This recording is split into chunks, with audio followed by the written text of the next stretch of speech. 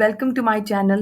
In this video, we will study excretion in plants and excretion in animals. These both topics are from the chapter number 1, Homeostasis of second year biology. So let's start today's topic. What is the definition of an excretion? Excretion is the process of removal of metabolic nitrogenous waste from the body. Basically organisms for example human being हम लोग diet में carbohydrates लेते हैं, lipids लेते हैं, proteins, nucleoproteins, vitamins, ये सब चीज़ें लेते हैं. जब बॉडी में carbohydrates, lipids, proteins, nucleoproteins, these all are in the macromolecular form. Macromolecules होते हैं, लार्ज जाइंट मॉलिक्यूल्स होते हैं जब हम डाइट में लेते हैं. जीआईटी में जब ये पास करते हैं तो कार्बोहाइड्रेट्स और लिपिड्स ये ब्रेक डाउन होंगे. Carbohydrates and lipids, when they break down or when they metabolize, they produce carbon dioxide and water. The metabolic byproducts of the breakdown of carbohydrate and lipids are carbon dioxide and water.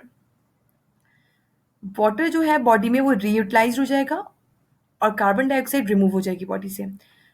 Proteins and nucleoproteins metabolism produces waste nitrogen in various forms in different animals. और जब proteins और nucleoproteins जो है break down होंगे तो वो produce करते हैं nitrogen in different forms. The waste nitrogen proves toxic if it is concentrated in the cell, therefore it must be removed from the body. The elimination of wasteful metabolites, mainly of the nitrogenous nature, is called excretion. In contrast, the mechanism of excretion in plants is different. Plants in their autotrophic mode of life produce oxygen and in metabolism produce carbon dioxide and water as the excretory products. Plants also produce several organic and inorganic compounds which are stored for various purposes and are also removed when necessary. So basically animals की excretion में और plants की excretion में क्या difference है. Animals में जो diet लेते हैं कार्बोहाइड्रेट्स और प्रोटीन्स, प्रोटीन्स और लिपिड्स, कार्बोहाइड्रेट्स और लिपिड्स जब ब्रेक डाउन होते हैं तो वो कार्बन डाइऑक्साइड और वाटर प्रोड्यूस करते हैं. कार्बन डाइऑक्साइड रिस्पायरेटरी सिस्टम के थ्रू रिमूव हो जाएगी और वाटर जो है वो इतना ज़्यादा टॉक्सिक नहीं होता बॉडी के अंदर टॉक्सिक है नहीं वो, तो वो रीयूटिलाइज हो जाता है. जब प्रोटीन्स ब्रेक डाउन होते हैं एनिमल बॉडी के अंदर तो वो प्रोड्यूस करते हैं nitrogen, different forms of nitrogen. और नाइट्रोजन जो होती है, डिफरेंट फॉर्म्स ऑफ नाइट्रोजन, वो टॉक्सिक होती है बॉडी के लिए, सेल्स के लिए. So it should be remove from the body as early as possible. ये प्लांट्स की बात, एनिमल्स की बात हो गई. अब प्लांट्स की तरफ आते हैं. प्लांट्स में जो एक्सक्रीशन होती है वो स्लाइटली डिफरेंट है. प्लांट्स के अंदर एसएच इतना ज़्यादा कोई एक्सक्रीटरी प्रोडक्ट नहीं होते हैं, लेकिन यहाँ पे 2 इम्पॉर्टेंट पॉइंट्स हैं जो कि आप लोगों को याद रखने हैं कि ऑटोट्रॉफिक मोड ऑफ प्लांट जब होता है, जब प्लांट फोटोसिंथेसिस कर रहा होता है तो उसका एक्सक्रीटरी प्रोडक्ट जो होता है वो ऑक्सीजन होता है. प्लांट फोटोसिंथेसिस करने के लिए क्या क्या चीज़ें यूज करता है, मैं आपको एक डायग्राम दिखाती हूँ इस टॉपिक को अच्छे से समझाने के लिए. This diagram. सो प्लांट्स की एक्सक्रीशन की बात कर रहे थे हम लोग. प्लांट्स के एक्सक्रीशन में ये होता है, ये लीफ शो कर रहे हैं, लीफ है.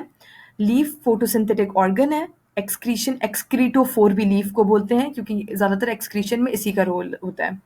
जब ये टॉप पोर्शन पे, ये यहाँ पर डिमार्केशन लाइन है, टॉप पोर्शन पे यहाँ फोटोसिंथेसिस शो कर रहे हैं और नीचे वाले पोर्शन पे रिस्पायरेशन शो कर रहे हैं. अब जब प्लांट को फोटोसिंथेसिस करनी होती है, as we have already know कि फोटोसिंथेसिस जो होती है वो दिन के टाइम होती है, डे टाइम होती है, और रिस्पायरेशन डे एंड नाइट दोनों टाइम हो रही होती है. लेकिन जो दिन का टाइम होता है, डे टाइम होता है, उसमें rate of photosynthesis is much higher than the rate of respiration. So इसका रेट, फोटोसिंथेसिस का रेट ज़्यादा होता है.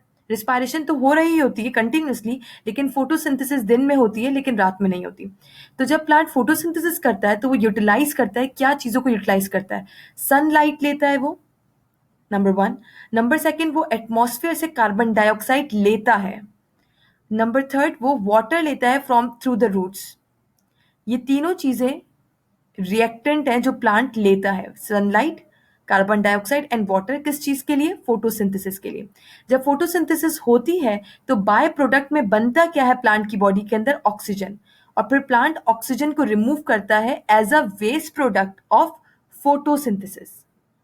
नाउ मूविंग टुवर्ड्स रिस्पायरेशन, जब प्लांट डे और नाइट दोनों में रिस्पायरेशन करता है, लेकिन रात के टाइम क्या होता है? फोटोसिंथेसिस नहीं हो रही होती, तो रात के टाइम रिस्पायरेशन सिर्फ हमें नजर आती है, फोटोसिंथेसिस। और दिन के टाइम रिस्पायरेशन और फोटोसिंथेसिस दोनों हो रही होती हैं, तो हमें ज्यादातर फोटोसिंथेसिस नजर आती है कि उसका रेट ज्यादा होता है। अब रिस्पायरेशन में क्या होता है कि प्लांट जो है, जब हम रिस्पायर करते हैं और प्लांट भी रिस्पायर करते हैं, तो रिस्पायरेशन में the main gas which is used in inspiratory gas जो होती है वो ऑक्सीजन यूज करते हैं। Oxygen up from the atmosphere से ऑक्सीजन ली, और बाय प्रोडक्ट के तौर पे बनता क्या है रिस्पायरेशन के बाद? एक तो रिस्पायरेशन से एनर्जी जनरेट होती है, और बाय प्रोडक्ट के तौर पे वाटर बनता है और कार्बन डाइऑक्साइड बनता है। ठीक है, तो दोनों में डिफरेंस पॉइंट क्या हो गया कि फोटोसिंथेसिस का excretory product is oxygen, while the excretory product of respiration is carbon dioxide. और दोनों के अंदर एक कॉमन चीज है फोटोसिंथेसिस और रिस्पायरेशन में, कि दोनों के एक्सक्रीटरी प्रोडक्ट में वाटर तो बनेगा ही बनेगा। ज्यादातर फोटोसिंथेसिस में वाटर यूज कर रहे होते हैं। अब यहाँ पर मैं इस पैराग्राफ को रीड कर देती हूँ। In contrast the mechanism of excretion in plants is different.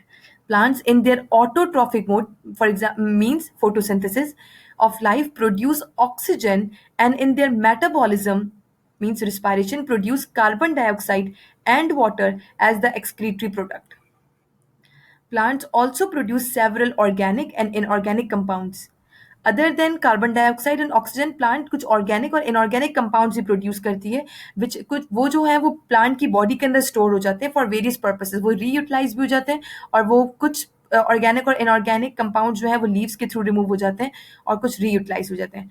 Compounds which are stored for various purposes and also removed when necessary. So अब हम लोग थोड़ा डिटेल्ड में एक्सक्रीशन इन प्लांट्स पे चलते हैं।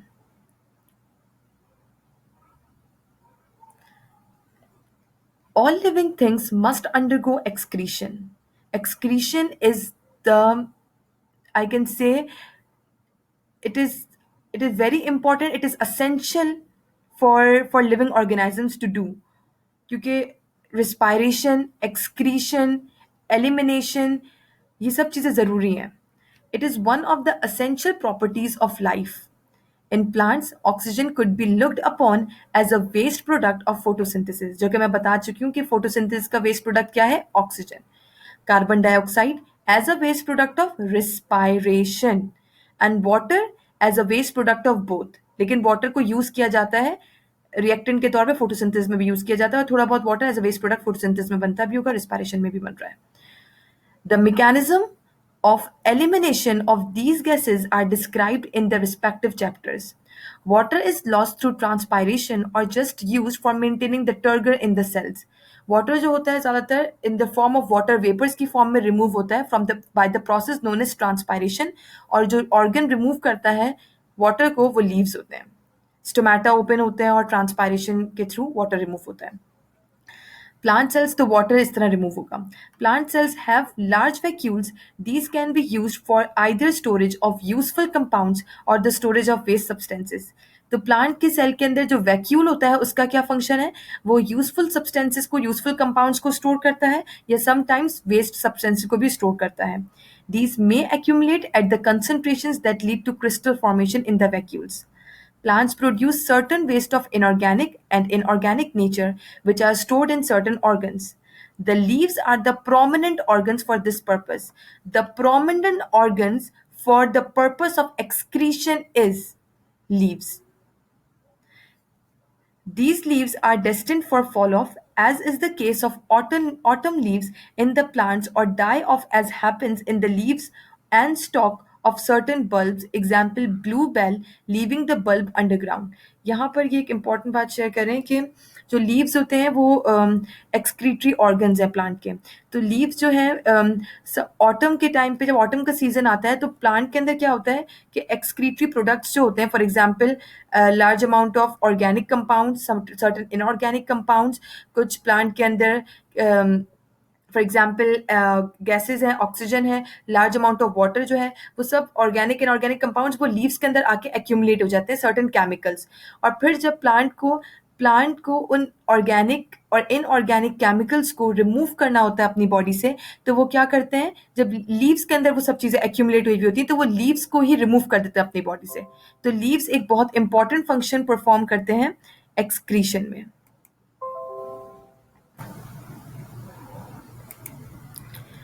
So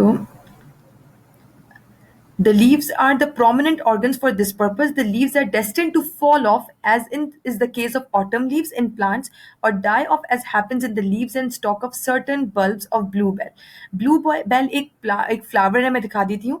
Bluebell क्या करता है कि अपनी leaves और अपनी stalk को रिमूव कर देता है, डाई ऑफ रिमूव कर देता है सर्टेन सीजन्स में आके, उस रिमूवल के साथ नाइट्रोजीनियस वेस्ट जो होता है, ऑर्गेनिक और इनऑर्गेनिक केमिकल्स जो होते हैं, वो भी बॉडी से, प्लांट की बॉडी से रिमूव हो जाते हैं और बल्ब को पीछे छोड़ देता है। यहाँ पर एक इसकी ब्लू बेल की पिक्चर है मेरे पास, ये है ब्लू बेल। ये ब्लू बेल नाम से ही पता चल रहा है ब्लू बेल है। तो ये अपने स्टेम्स को और अपनी लीव्स को रिमूव कर देते हैं और बल्ब को अंडरग्राउंड में छोड़ देते हैं। So leaves are important for excretion in plants. This is the reason gardener find the rotted autumn leaves as good source of minerals. Why जो जो लीव्स हैं वो क्यों है गुड सोर्स मिनरल्स की, क्योंकि मैं बता चुकी हूँ लीव्स के अंदर ही ऑर्गेनिक और इनऑर्गेनिक एक्सक्रीटरी केमिकल्स प्रोड्यूस है। जब प्लांट वो शेड ऑफ करेगा, वो उनके अंदर बहुत सारे मिनरल्स प्रेजेंट होंगे। The falling of yellow leaves in autumn is the seasonal time for plants to get rid of accumulated waste, and because of the reason leaves are said to be excretophore. Okay ये questions आते हैं कि which organ in plant is the excretophore? So leaves. According to an explanation, the change in the color in these leaves is not due to removal of chlorophyll, as the microscopic examination of autumn leaves shows that leaves are loaded with pigmented compounds prior to falling off, and many toxic materials like heavy metals increase sharply as the yellowing proceeds. So ये बोल रहे हैं कि यहाँ पे ये बताना चाह रहे हैं, कॉन्सेप्ट क्लियर करना चाह रहे हैं कि जो हमारे पास कुछ येलो लीव्स हमें कुछ टाइम गुजरने के बाद ग्रीन लीव्स जो हैं येलो लीव्स हो जाती हैं, तो हमें लगता है कि वो क्लोरोफिल रिमूवल हो गया है। तो एक सर्टेन अकॉर्डिंग टू एक्सप्लेनेशन से हमें ये पता चलता है, थ्योरी से पता चलता है कि जो येलो लीव्स होती हैं वो due to the removal of chlorophyll की वजह से ही नहीं होती, सिर्फ वो इस वजह से भी होती हैं कि उन लीव्स के अंदर, उन ऑटम लीव्स के अंदर बहुत ज़्यादा पिगमेंटेड मटीरियल जो है वो एक्यूमुलेट हो जाता है, जो कि येलोइश अपीयरेंस देता है, और फिर वो लीव्स रिमूव हो जाती हैं बॉडी से प्लांट की। Some trees deposit strange chemicals in their branches and trunks, especially in old xylem, which is no longer used for water transport. This takes place in ebony, which produces very black wood in the center. These are considered to be waste materials by plant physiologists. मतलब यहाँ पे ये बताना चाह रहे हैं कि जो हमें बेसिकली जो प्लांट होता है उसकी जो स्टेम होती है, स्टेम के अंदर जाइलम होते हैं और फ्लोएम होते हैं। जब प्लांट की प्राइमरी ग्रोथ होती है, प्राइमरी डेवलपमेंट और ग्रोथ होती है, तो उसमें प्राइमरी जाइलम बनता है और प्राइमरी फ्लोएम बनता है। प्राइमरी जाइलम का फंक्शन होता है वाटर कंडक्शन का, और प्राइमरी फ्लोएम का फंक्शन होता है फूड कंडक्शन का। जब सेकेंडरी ग्रोथ होती है और प्लांट की विड्थ बढ़ती है उसकी स्टेम की, तो प्राइमरी जाइलम और प्राइमरी फ्लोएम अपना फंक्शन छोड़ देती हैं, सेकेंडरी जाइलम और सेकेंडरी फ्लोएम बनते हैं। अब सेकेंडरी जाइलम क्या करता है, वाटर कंडक्शन करता है, और सेकेंडरी फ्लोएम फूड कंडक्शन करता है। तो प्राइमरी जाइलम और प्राइमरी फ्लोएम का फंक्शन किसने ले लिया, सेकेंडरी जाइलम और सेकेंडरी फ्लोएम ने ले लिया। तो प्राइमरी जाइलम और प्राइमरी फ्लोएम का क्या होगा, वो एज अ एक्सक्रीटरी ऑर्गन के तौर पे काम करेंगे। मतलब वो अपने अंदर अपने जो ट्यूब्स की तरह होते हैं ये जाइलम और फ्लोएम, तो ये अपने अंदर डिपॉजिट कर लेंगे सर्टेन केमिकल्स को डिपॉजिट कर लेंगे। तो कुछ फंक्शन लीव्स ने किया, अब कुछ फंक्शंस ओल्ड जाइलम और ओल्ड फ्लोएम करेंगे, पुराने वाले, जो कि अपने अंदर केमिकल्स को स्टोर कर लेंगे। ठीक है, एक्सक्रीशन इस तरह से भी होती है प्लांट के अंदर। तो यहाँ पर मैं एबोनी प्लांट के अंदर दिखा देती हूँ कि वो किस तरह वेरी ब्लैक वुड होती है उनकी in the centre, old xylem होता है जिसने केमिकल्स को स्टोर किया हुआ होता है। दिस, तो ये एबोनी प्लांट का स्टेम है। अब यहाँ पे आप देख सकते हैं सेंटर में ब्लैक, ये ब्लैक ओल्ड जाइलम और ओल्ड जाइलम ने केमिकल्स को स्टोर किया हुआ है। They are performing a function of excretion. ठीक है, let's move forward. Some plants will actively secrete waste compounds into the soil. और कुछ प्लांट्स जो हैं वो वेस्ट कंपाउंड सॉइल में सिक्रीट करते हैं, occasionally using them as chemical weapons against other competing plants, example conifers. मतलब कुछ प्लांट्स ने लीव्स ने फंक्शन किया प्लांट्स के अंदर, कुछ प्लांट्स के अंदर ओल्ड जाइलम ओल्ड फ्लोएम ने एक्सक्रीशन का फंक्शन परफॉर्म किया. अब कुछ प्लांट्स क्या करते हैं कि डायरेक्ट जो वेस्ट प्रोडक्ट होता है, जो वेरी क्या बोलते हैं उसको, केमिकल्स होते हैं, वेस्ट कंपाउंड्स होते हैं, वो सॉइल के अंदर एक्सक्रीट कर देते हैं. अब उसको सॉइल के अंदर एक्सक्रीट करने से फ़ायदा क्या होता है कि जब सॉइल के अंदर वो एक्सक्रीट करेंगे अपने केमिकल्स को, वेस्ट प्रोडक्ट्स को, तो वो जो वेस्ट प्रोडक्ट होगा वो एक वेपन की तरह काम करेगा. वो दूसरे प्लांट्स को जाके डैमेज करेगा और अपने आप को ज़्यादा ग्रो करवाएगा. तो कॉनिफर्स वगैरह को एग्जाम्पल कॉनिफर्स ये करते हैं, मतलब ये प्लांट्स करते हैं कि ये एक्सक्रीट करते हैं waste product in the soil and compete with other plants in their growth. Okay. Now, moving towards excretion in animals. Okay. Keeping in view the definition of excretion, the removal of metabolic nitrogenous waste product. As discussed earlier, that it is the elimination of waste metabolites, several products may be included in the list of excretory products. Water due to its removal in hypoosmotic environment is labeled as excretory product in these specific conditions. Similarly, salts removed by animals of hypertonic environment are the excretory products for these animals. Otherwise, overwhelmingly, nitrogenous waste metabolites constitute the excretory products. Okay. Primarily, in the catabolism of amino acids, the amino group ammonia is released deamination or transferred to another molecule for removal or reuse. इस paragraph को read करने से पहले इस portion को कर लेते हैं, जिससे आपको ऊपर वाला पैराग्राफ इजीली समझ आ जाएगा. मैं बता चुकी हूँ कि जब कार्बोहाइड्रेट्स और लिपिड्स ब्रेक डाउन होते हैं तो वो बाय प्रोडक्ट बनाते हैं कार्बन डाइऑक्साइड और वाटर.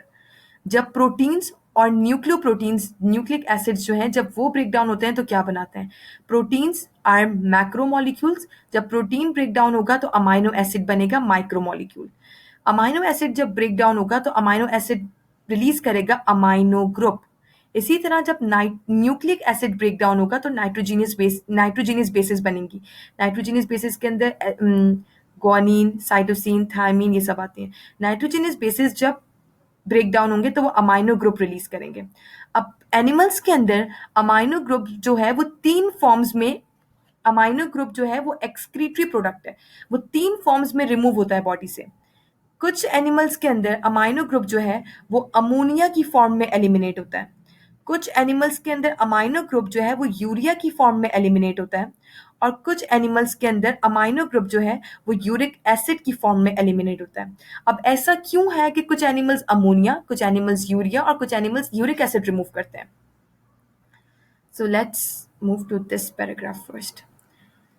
जब अमाइनो एसिड्स का ब्रेकडाउन हुआ तो अमाइनो ग्रुप रिलीज हुआ, मैंने बताया, और उस अमाइनो ग्रुप के रिलीज होने के प्रोसेस को डीअमाइनेशन कहते हैं. वो अमाइनो ग्रुप जो है बॉडी में रीयूज हो जाएगा या रिमूव हो जाएगा.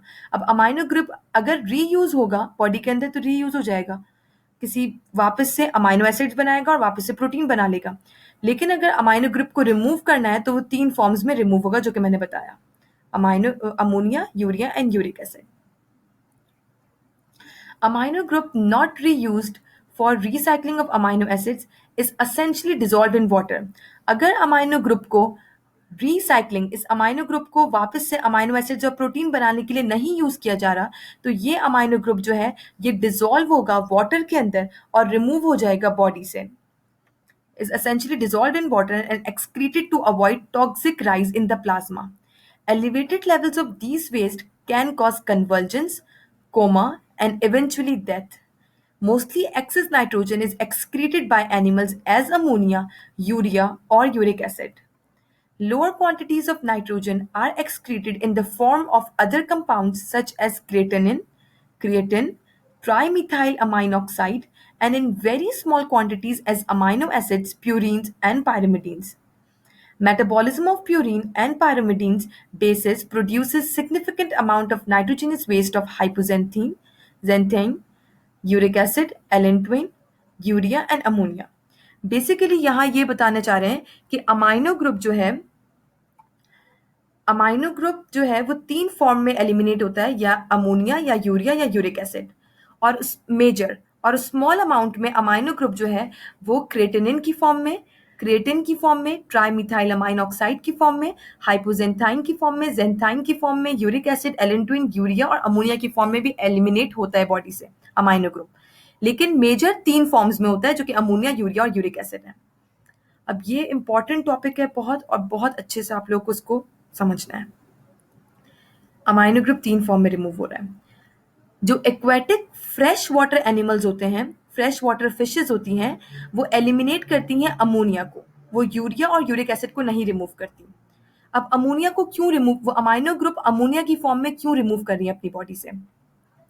Basically ammonia is highly soluble in water and it requires large amount of water for its elimination from the body and it is highly toxic। 3 points याद रखने आपको इसके बारे में।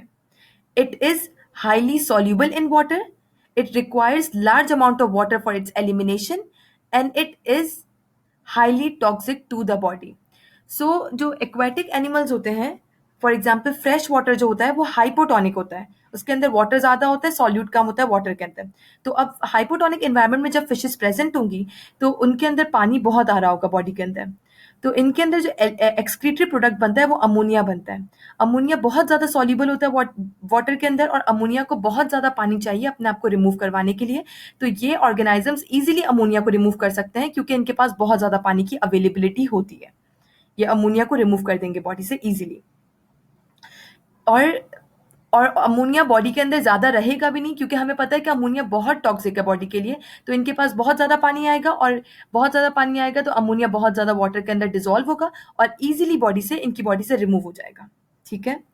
लेकिन जो मैमल्स हैं, टेरेस्ट्रियल ऑर्गेनाइजम्स हैं, in those organisms where there is a restricted supply of water, for example human being, हम लोग टेरेस्ट्रियल ऑर्गेनाइजम्स हैं, हमारे पास रिस्ट्रिक्टेड सप्लाई ऑफ वाटर की, कम पानी है, अवेलेबिलिटी कम है वाटर की, तो हम लोग अमोनिया को बर्दाश्त नहीं कर सकते। We can not tolerate ammonia because ammonia is highly toxic to the body and it requires large amount of water for its elimination. हमारे पास लार्ज अमाउंट ऑफ वाटर नहीं है। सो हमारी बॉडी क्या करती है, सर्टेन एम्फीमियंस की बॉडी, शार्क और some bony fishes, they do the process which is called they convert ammonia into urea, ammonia को यूरिया में कन्वर्ट कर देते हैं और फिर वो एलिमिनेट करते हैं यूरिया को, अपनी बॉडी में ही अमोनिया को यूरिया में कन्वर्ट कर देते हैं और यूरिया फिर इजीली बॉडी से रिमूव हो जाता है। यूरिया क्यों इजीली बॉडी से रिमूव हो जाता है? क्योंकि urea requires less amount of water for its elimination and urea is less toxic to the body. अगर थोड़ी देर तक बॉडी में भी यूरिया रहेगा तो लेस टॉक्सिक है, बॉडी के अंदर कन्वर्जेंस, कोमा और डेथ के चांसेस यूरिया की वजह से कम होंगे। Ammonia is highly toxic to the body. ठीक है।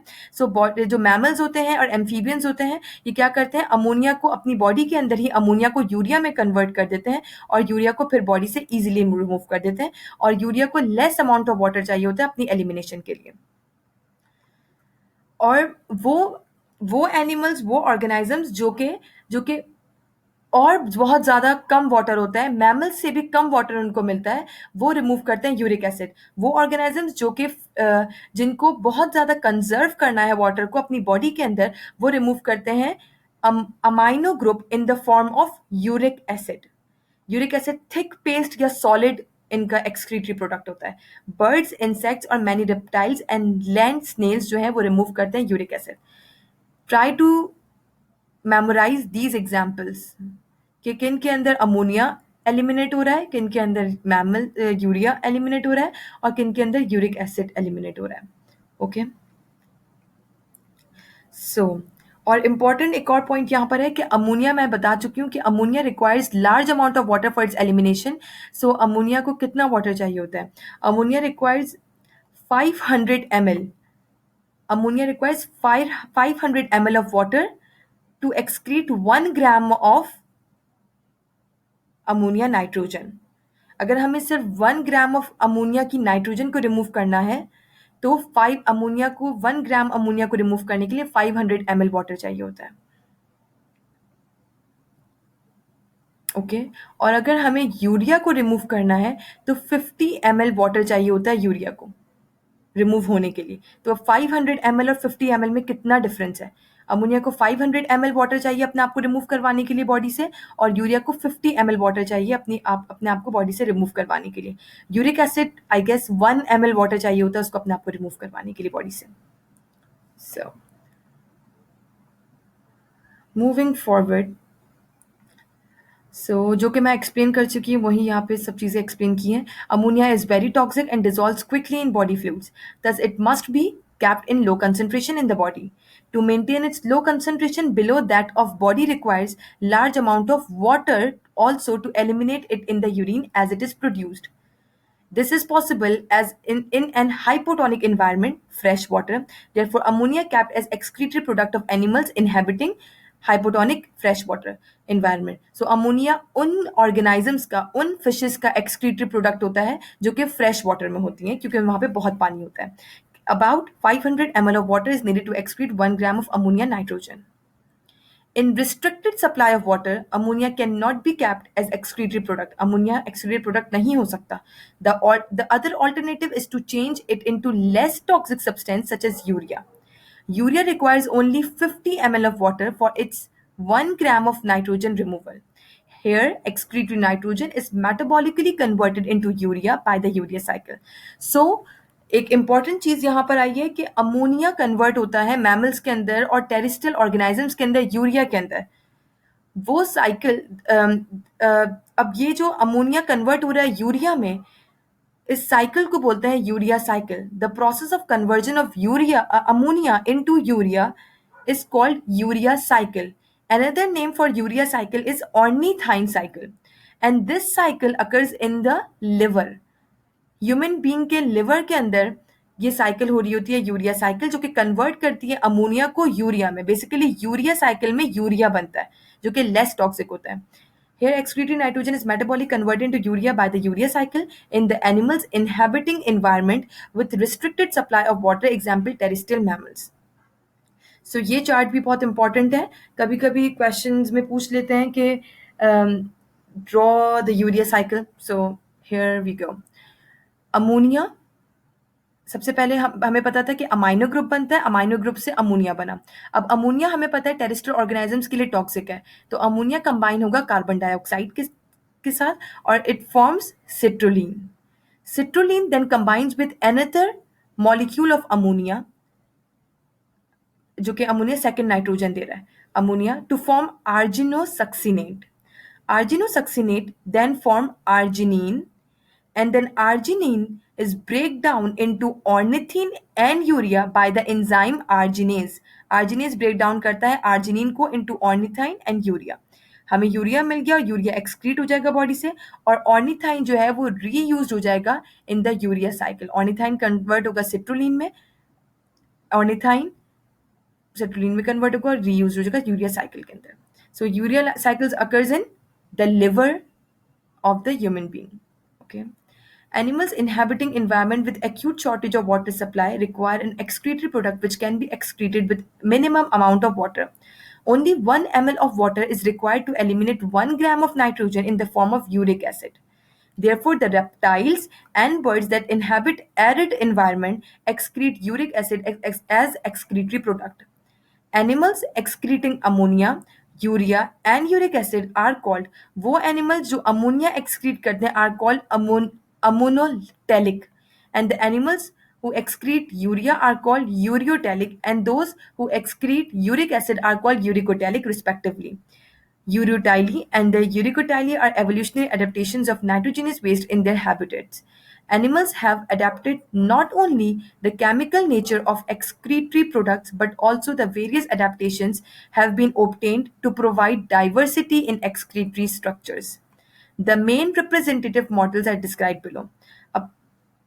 फर्दर इन्होंने एक्सक्रीशन इन रिप्रेजेंटेटिव एनिमल्स, इन्होंने आगे जो है एक्सक्रीशन इन हाइड्रा जो कि फाइलम नाइडीरिया से बिलोंग करता है, और प्लेनेरिया फाइलम के एनिमल्स के अंदर कैसे कौन सा एक्सक्रीटिव प्रोडक्ट होता है, नेमाटोडा फाइलम के अंदर कौन सा एक्सक्रीटिव प्रोडक्ट होता है, ये सब चीज़ें इन्होंने आगे एक्सप्लेन करी हुई है फर्दर।